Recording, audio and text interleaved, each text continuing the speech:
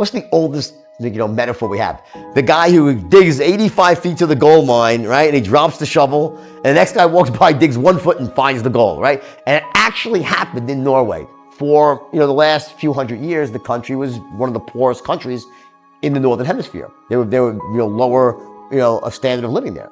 And then in the 60s, they, realized there might be this massive oil deposit in the North Sea, right? North Sea oil. And they spent all this money in combination with Britain and BP, and they searched for oil, and they kept digging and found nothing for like 20 years. And they were just about to give up. And they had only like a month left on the lease, and they're just gonna screw it, And like on the last day, they were just about to give up, they hit something and boom, they hit North Sea oil and literally turned into the biggest oil deposit like anywhere. And now Norway is like swimming in gold, basically. And then you watch and you see the impact it had, and then take it to a personal level.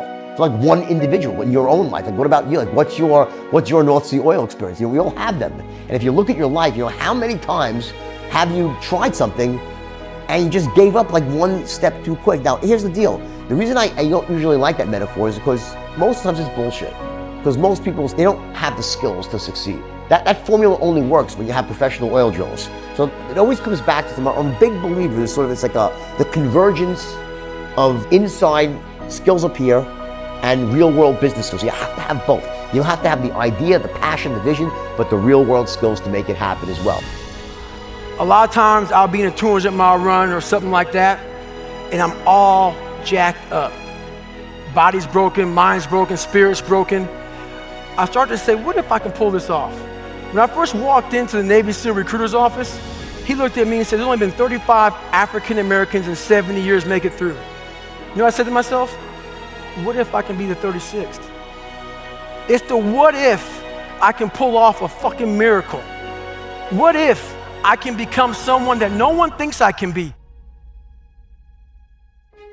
Let me tell you something you already know. The world ain't all sunshine and rainbows. It's a very mean and nasty place, and I don't care how tough you are, it will beat you to your knees and keep you there permanently if you let it.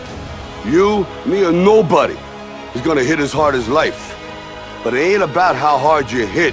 It's about how hard you can get hit and keep moving forward. How much you can take and keep moving forward. That's how winning is done. Now, if you know what you're worth, now go out and get what you're worth. But you gotta be willing to take the hits and not pointing fingers saying you ain't where you wanna be because of him or her or anybody. Cowards do that, and that ain't you. You're better than that.